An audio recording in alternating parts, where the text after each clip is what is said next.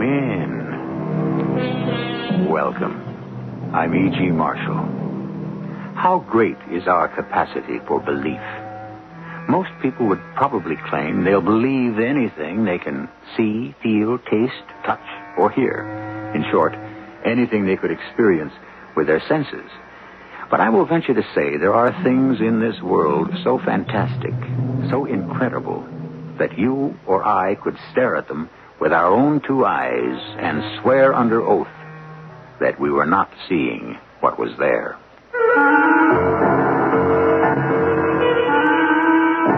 Our mystery drama, The Ninth Volume, was written especially for the Mystery Theater by Percy Granger and stars Michael Wager.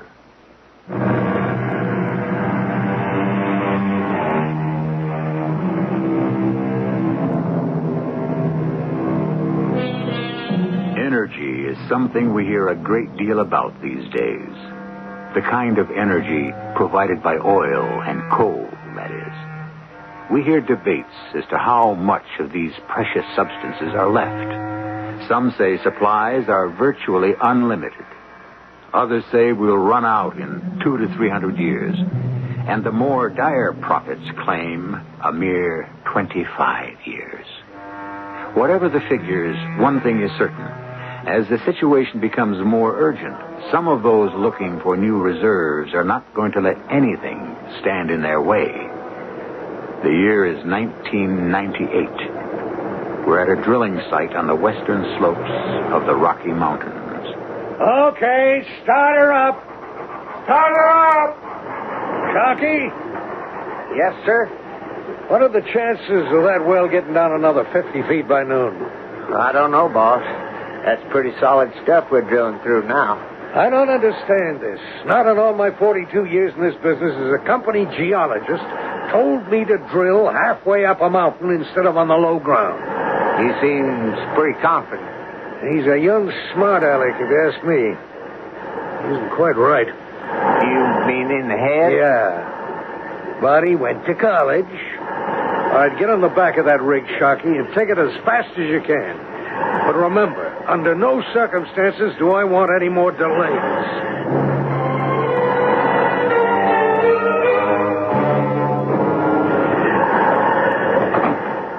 Morning, Milo. Morning, John. Coffee's on. Uh-huh. Everything underway okay today? How can you be so cheerful when we've only got less than a week left and no sign of oil? Less than a week. 5 days, to be exact. I got a call from headquarters last night. They've decided against renewing the lease on this land. Oh, they're crazy. They know how much oil there is under that mountain. Well, John, forgive me, but you seem to be the only one still under the illusion that there's anything at all down there. We've drilled 10 dry holes over the past 2 years, 10 dusters. And all of them have been based on your so-called calculations. That's right, because headquarters always pulled a pipe before we got down far enough. Do you have any idea how much drilling costs go up when you get down past the second mile? Milo, I'm going to make you a little wager.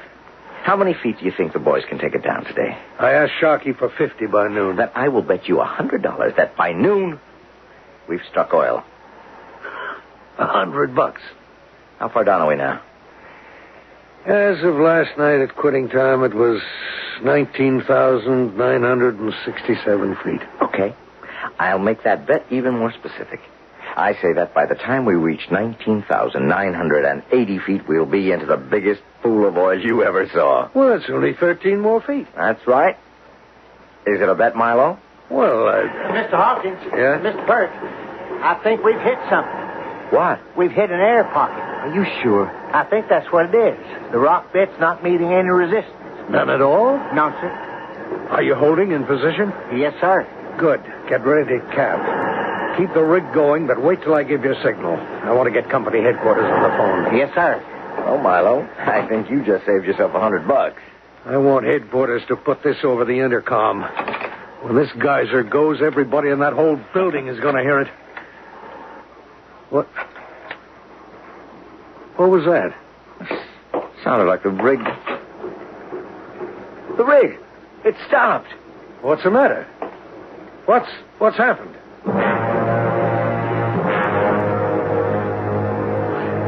Chalky, what's gone wrong? I don't know. Well, why did you stop the rig? Something weird is happening, boss. What? What are you talking about? Well, there was this, I mean, I don't know how to describe it. The rotor was kicking up rock dust. You know, that yellowish granite we've been drilling through, and then all of a sudden, well, it changed color. Changed color? Yeah. And for that, you stopped the rig? Well... Oh, now, wait a minute, Milo. Chalky, you said the dust changed color to what? Well, I think it was kind of reddish. Ah, well, it sounds like we may have hit a stratum of clay. So where is this red dust? Let me see it. Well, now that's what I'm trying to tell you. It isn't here anymore. It was in my hands. I was holding it in my hands, looking at it, and it just disappeared. You mean the wind blew it away? No. My hands were cupped. There wasn't any wind. It just evaporated. It just evaporated. Disappeared. Yes, sir. Now I've got two nuts to deal with. As a scientist, I'd be rather curious to have a look at some of this dust.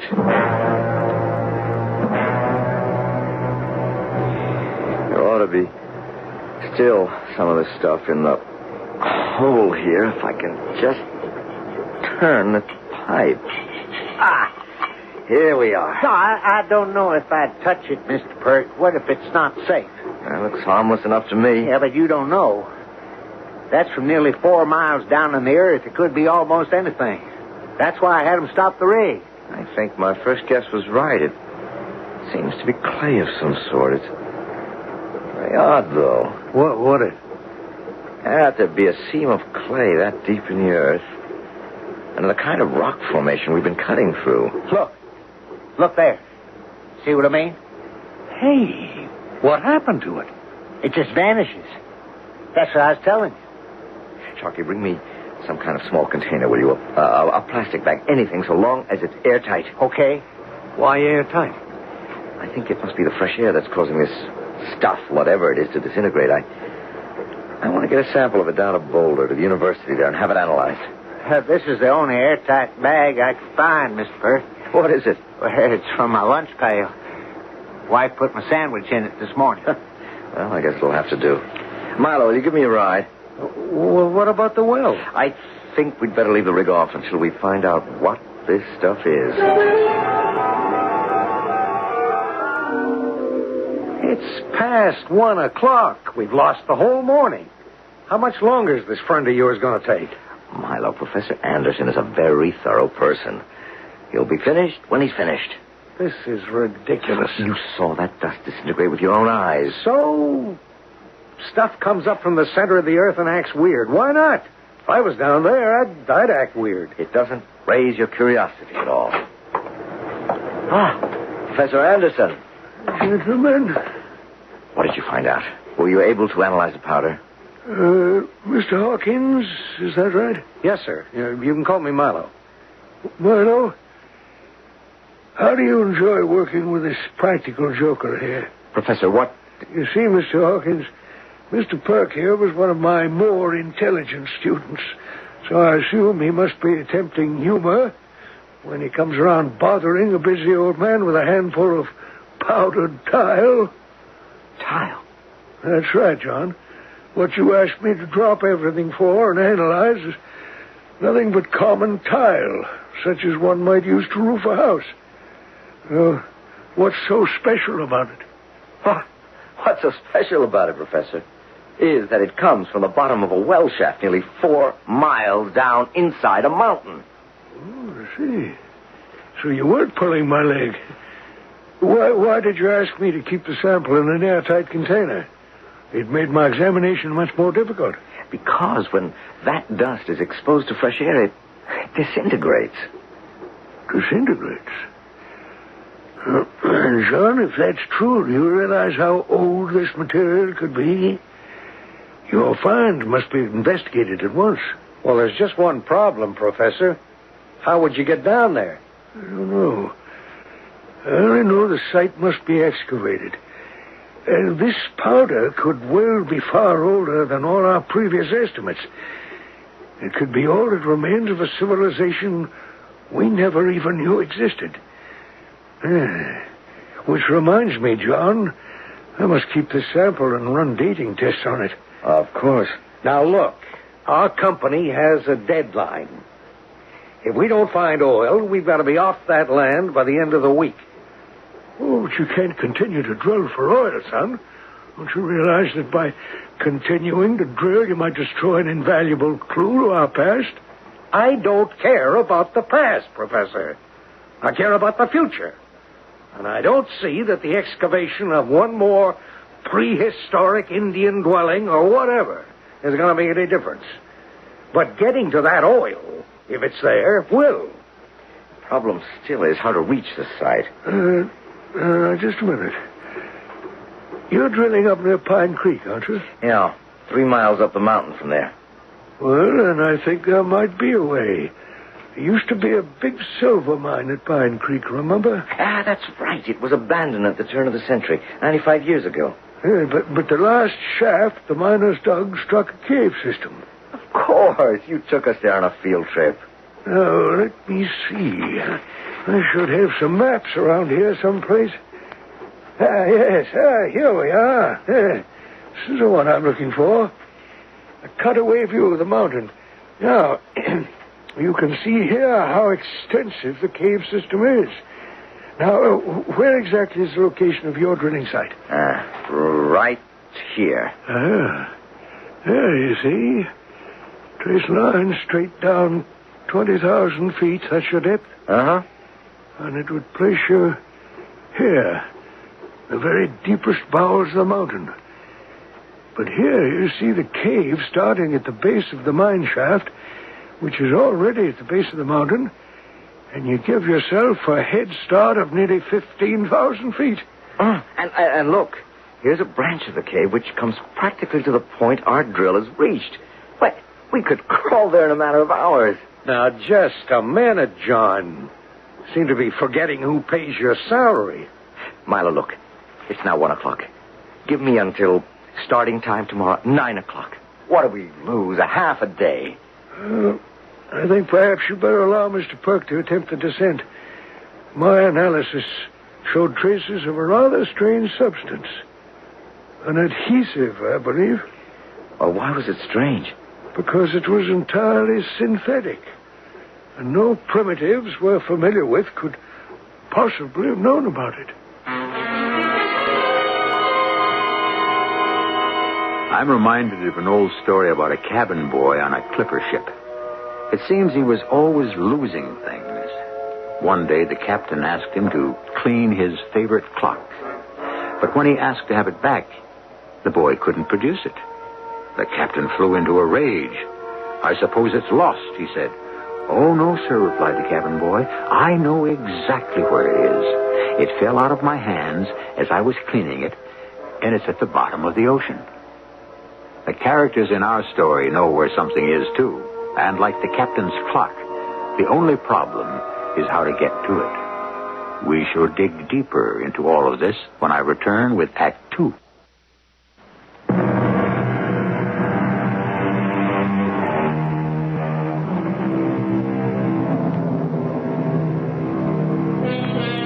There are many things which distinguish man from the so-called lower orders of the animal kingdom. And geologist John Perk is giving us a good demonstration of one of them right now. For man is the only animal who will deliberately set off to confront the unknown. John Perk has bought a few precious hours from a grudging Milo Hawkins, and with Sharky as his assistant, is descending into the mountain. Sharky, carefully. The ledge isn't too wide. Is there room for both of us? Just barely. What time is it, Sharky? Almost midnight. Sharky. Huh? There it is. The end of the tunnel. Hand me the bag with the drill and the explosives. Here we go. While I'm drilling a hole for the dynamite, you get out the oxygen packs. That inflate one of those balloons to seal off the tunnel behind us. We don't want any fresh air getting into whatever is behind that rock.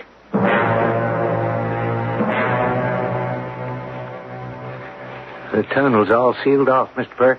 Good. Charge is ready. Now let's just back up around this corner here. Yeah. Okay. It'll just take a second to hook up the wires. Mr. Perk, Yeah? are we sure we want to do this? I mean, are we sure we want to know what's back there? I'm a scientist, Sharky. Yes, sir. It's all wired. Push the plunger.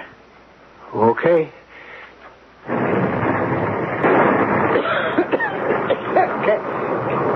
Can you see anything? Not with this flashlight. No.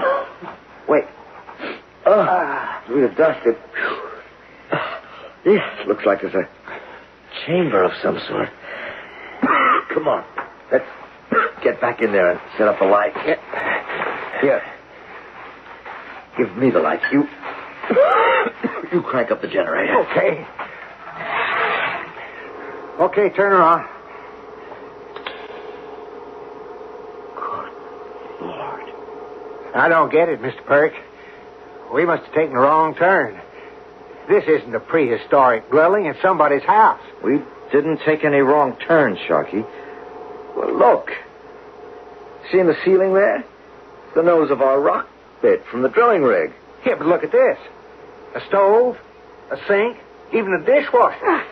And look in here. A dining room, rugs, a table, chairs. They look like they came right out of a department store. I don't like this. I wish we'd brought guns or something. What if this is some kind of criminal hideout? 4 miles underground. Well, we don't know. Maybe it's a secret government project, a bomb shelter or something. But how was it built? I don't know. But there's got to be a reason why it's here. Let's have a look around. Maybe there's another way in which the survey charts don't show.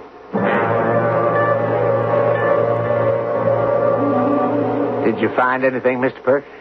Nothing. How about you? Well, nothing. Fantastic. This entire house is encased in solid bedrock. But I saw bedrooms, a bathroom, even a TV set. Everything just like people lived here. Except that there are no signs of life anywhere. Hey, look at this. Glass in the windows, not even cracked. And curtains. I wonder if the plumbing works. Well, it's one way to find out, isn't there? Hey, the stuff that came out of the tap. It's black. Black? What is it? Let me taste that. No, Mr. Perk, don't. What I thought. There's nothing wrong with this, Sharky. It is perfectly good crude oil. Oil? Yep. I don't believe what I'm seeing. A ranch house in the middle of the earth with oil coming out of the faucets. It's like magic. I think there may be a more rational explanation, at least for the oil. Did you see any stairs leading to the basement? Hey, I saw some stairs down the hallway. Come on, then. Let's follow these pipes. Pipes should be over on that far wall. What's that? No, I stepped in something. The whole basement floor seems to be covered with it. Shine your lights out. Here. Hey, look. It's oil. The whole floor is 3 inches deep in oil. You see, I was right all along. There is oil in this mountain. We were right on target. The only thing that stands between us and a gold mine is this house. This solves everything. At last, we have proof that the oil exists. The company can go ahead and take a new lease on the land, and we'll have the time to try to find an answer to the mystery of this house.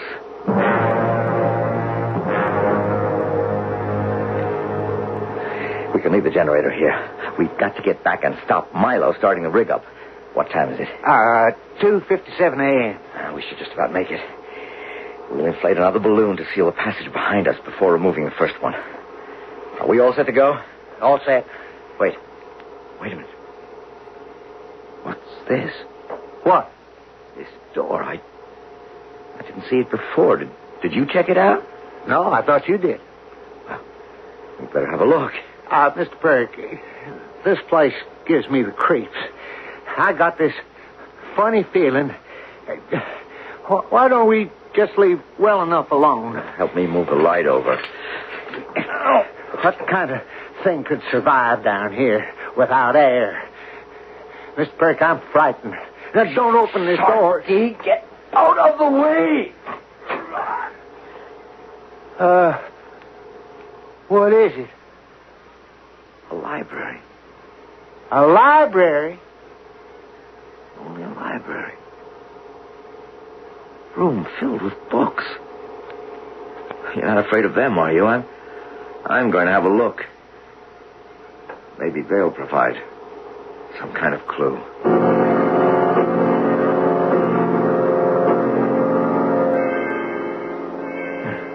The owner is obviously a man of refinement and culture.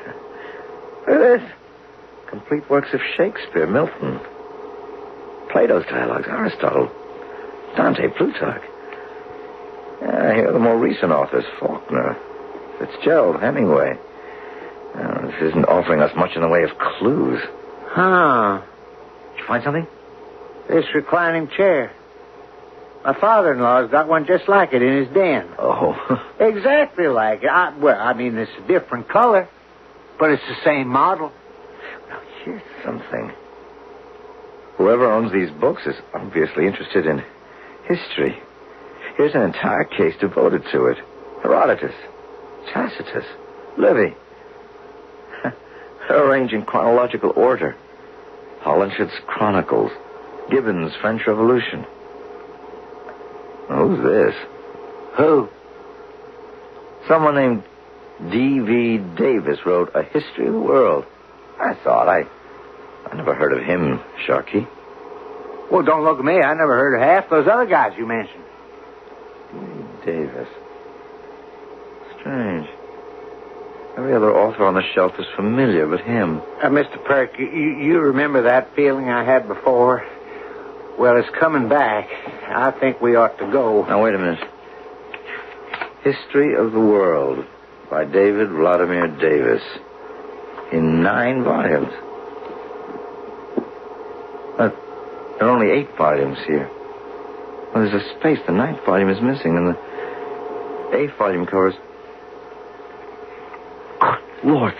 Sharkey, you don't see the 9th volume of this set lying around anywhere, do you? No, why? Did you see it anywhere lying around the house? I don't know. I just... Try to remember. Well, there were some books on a table in the living room. I've got to find it. Yeah, but the time, it's after 3. Forget the time. We've got to find the 9th volume to this set. Why? Because I am holding the 8th volume in my hand.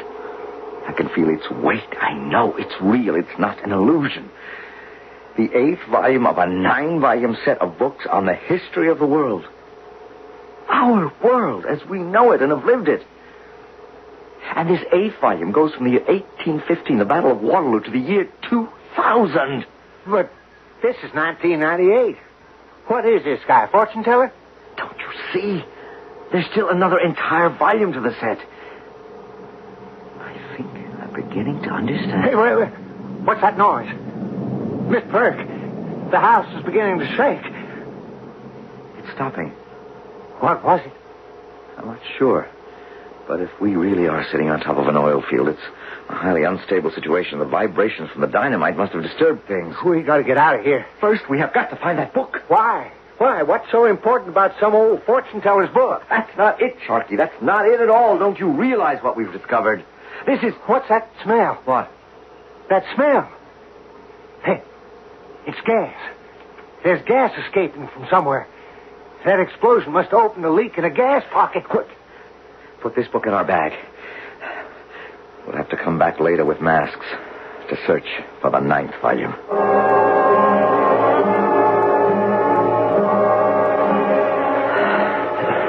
Hi, Mr. Perk. There's daylight. At last. There's someone there at the mine entrance. Huh? Oh, God, it looks like Professor Anderson. John? John, is that you? Yeah. We're coming, Professor. What are you doing here? I must know what you found down there.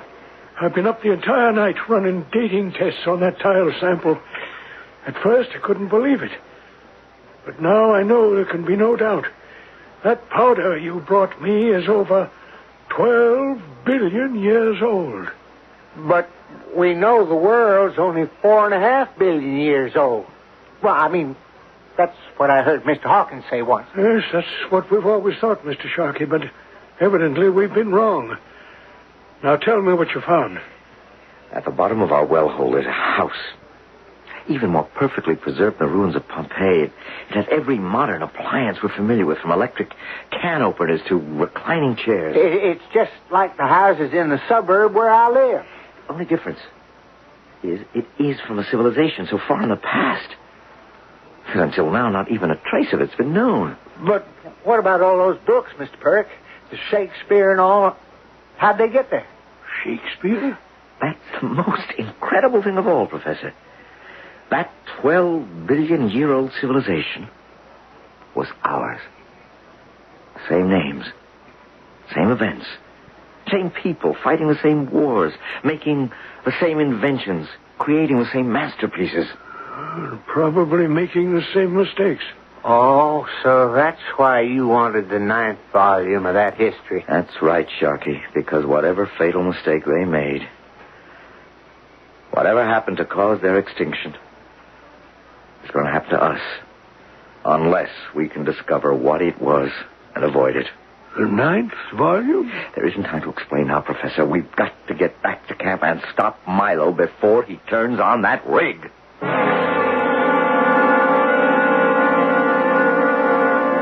In our beginning is our end, said T.S. Eliot. All living things duplicate themselves in reproduction with a phenomenal precision. So is it not at least possible, then, that nature repeats itself on a larger scale, too? In fact, on the largest scale of all. I shall return shortly with our final act.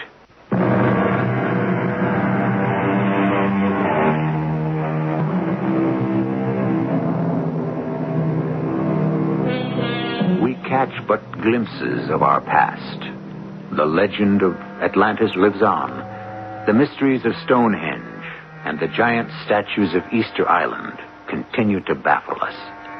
The most advanced and sophisticated civilizations are represented by mere shards of pottery stumbled on by accident. For all our research, there is still behind us a vast unknown.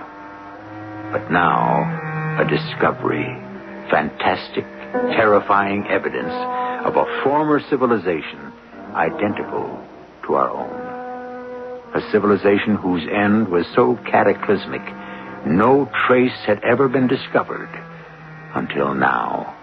Milo, thank goodness we got here before you started that rig. John, I've got a bone to pick with There's you. no time for that. Sharky, Yes, sir. get out there and get the rig started. No, wait, you've got to listen to us. I've got a better idea, John. Why don't you listen to me for a change?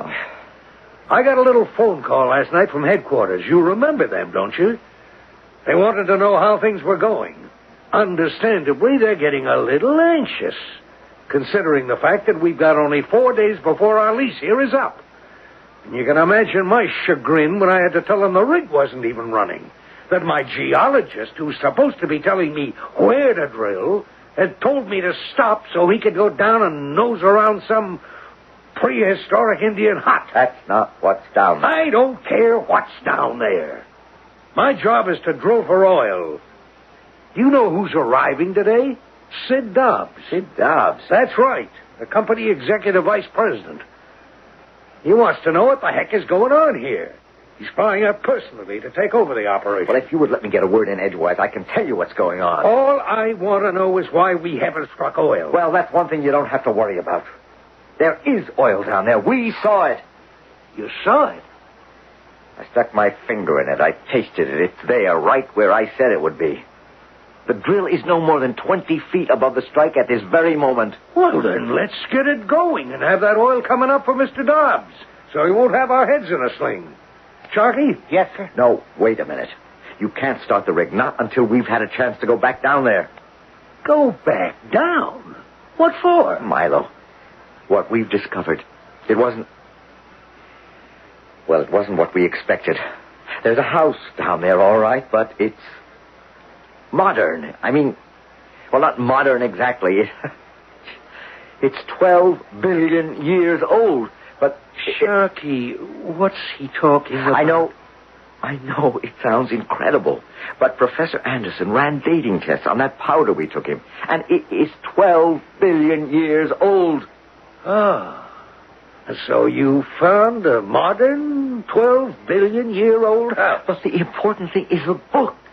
That's why we've got to go back down. Oh, I see. What? The 9th volume. It's a history of the world from the year 2000 on. John, I'm doing my best to stay with you, but you aren't making it easy for me. Milo, now listen. There is a house down there from a civilization that existed 12 billion years ago that was ours. It was us. Don't you see what that means? We're being given the chance to look into the future. I see. Sharky? Yes, sir? You've been awful quiet. Yeah, I guess so. You were down there with Mr. Perk, weren't you? Yes. You went all the way with him? You saw everything he saw? Yes. And you saw this house he's talking about? No. No, I didn't. What? Sharky, you didn't see a 12-billion-year-old house that looks just like ours, that has a set of books? It's going to tell us what's going to happen? No, sir, I didn't. I didn't see any of that. That's what I thought. No! Sharky, what are you saying? Milo, look in this bag. We brought up the 8th volume of that set. See, look, it goes from 1815 to the year 2000. Now, will you believe me? There's nothing in here but a pile of dust. What? Oh. Good grief, we're in such a hurry I must not have sealed the container properly. Look, Milo, you've got to believe me. 12 more hours is all I need. But we've got to go back down there. Hello, Hawkins here. Yes? Okay, I'll be right over. The company plane has just landed with Mr. Dobbs. I'm going to meet him, and I want that rig in full operation by the time we return. Milo, listen to me. Remember when we were at Anderson's lab? He said his analysis of the powder showed traces of a substance that primitive man couldn't have known about. Oh, yes. Yes, I meant to tell you. Professor Anderson called yesterday, right after you and Sharky had gone down into the mine. He'd run another test and discovered what it was. But doesn't that convince you I'm telling the truth? It was mayonnaise, John. Mayonnaise? That's right. Remember? We used a sandwich bag from Sharky's lunch pail. Mayonnaise. Sharky. Mr. Perk, please, let me get by. Why did you lie? I got to get the rig started. Are you crazy?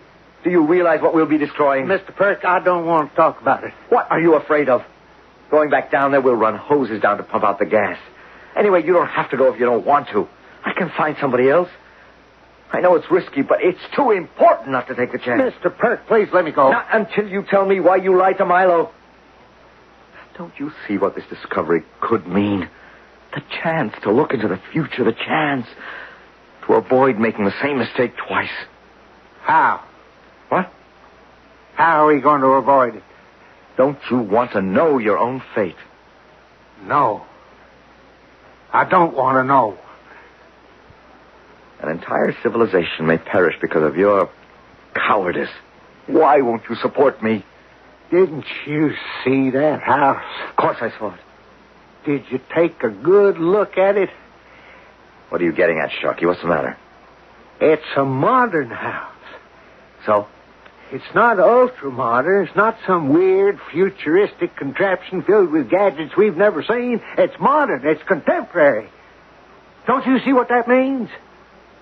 This is as far as we're coming. This is the end of the line. Whatever's going to happen is going to happen soon.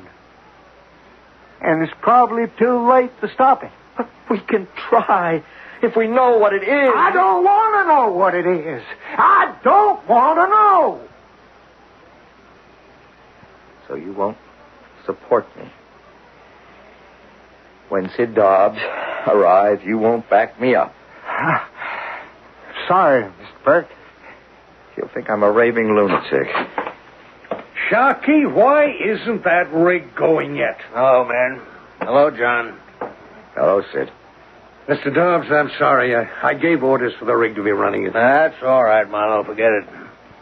The rig isn't going on. It isn't? No. We've decided to suspend operations altogether. Suspend operations? Our lease is up in 4 days. It'll take us that long to pack up and be out of here. And as far as I'm concerned, the sooner we never see this place again, the better. Sid, when you say suspend operations, you mean you intend to pull a pipe? We sure can't afford to leave it behind. You can't do that. What? Why not?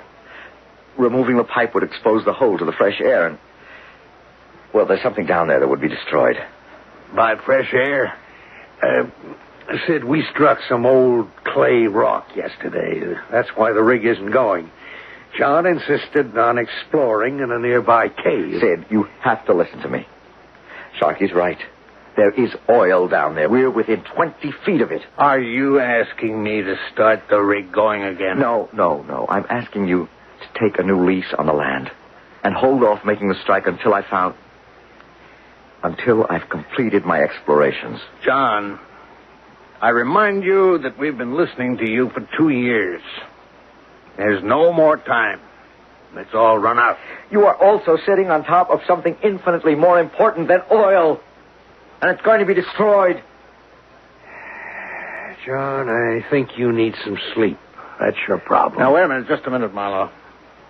I'm curious about these continued illusions, John. I might give you one more chance. I will accept your considered judgment as a rational scientist that the oil is there and hold off drilling. If you'll tell me what's down there that's so important. My judgment as a rational scientist. Oh, never mind, Sid, never mind. Go ahead and pull the pipe. Okay. Marlowe, have the men pack up. We'll pull the pipe and dismantle the rig in the morning.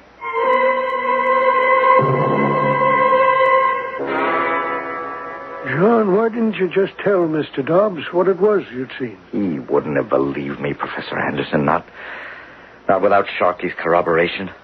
So, you're going to start pulling the pipe in the morning in a golden opportunity and we'll be lost forever. No, not exactly. Oh? What chance remains? Surely you don't intend to stop them at gunpoint? No. I'm going to try going down again. You said there was gas leaking, that the ground was beginning to shift. We can wear masks against the gas, and as for the shifting, well, we'll just have to take that risk. You said we. That's why I came to you, Professor. I need someone to go with me. It's a two-man job. I don't know who else to turn to. I know you're... I mean... Oh, I know what you're trying to say. But on a mission of such importance, I wouldn't hesitate. Not for 1 minute. Then you'll come with me. Yes, of course I will. Good. We've got to start at once. There's barely enough time as it is.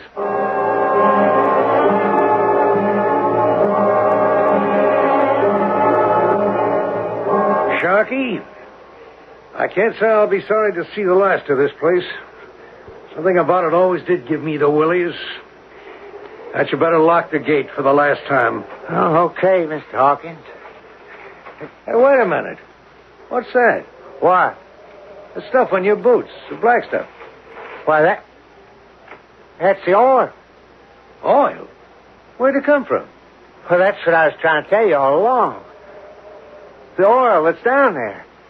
Mr. Perk and I saw it, and we waded through it. Sharky, get Mr. Dobbs from the office. Why? You've got to start up that rig. There is oil, Sharky. Oil. Do you know what that means? Ha! Our future's golden.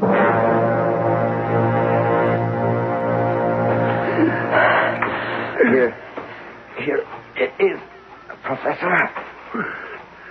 This is amazing. A house in every detail, exactly like our own. From a duplicate civilization that inhabited the earth 12 billion years ago.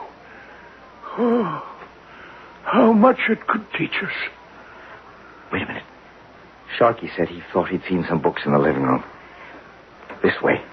Look, over there on that table. Yeah, this is it. The History of the World by D.V. Davis. Volume 9. Do you realize what this will mean, Professor, when we open this book? Yes. I wonder what it is, John, that we're to learn about ourselves from ourselves. What's that? Professor, they started the drill. The whole house! It's collapsing into dust!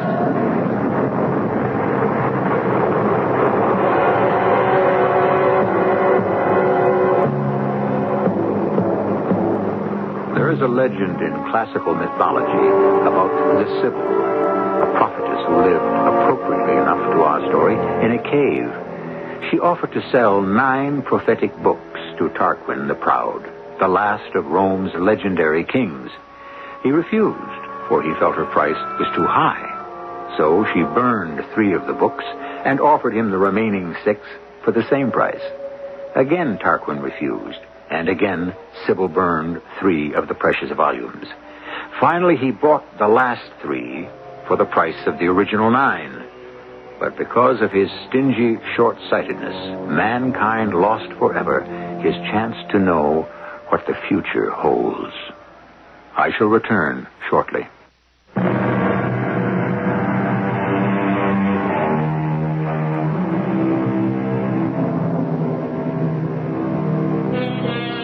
Do we really want to know what fate has in store for us?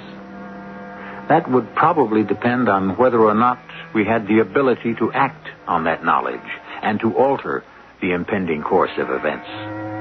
But would it be a simple matter of avoiding a single fatal mistake? Or would we discover a future as complex as human nature itself and as unchangeable? Our cast included Michael Wager, Court Benson, and Robert Dryden. The entire production was under the direction of Hyman Brown. This is E.G. Marshall inviting you to return to our Mystery Theater for another adventure in the macabre. Until next time, pleasant dreams.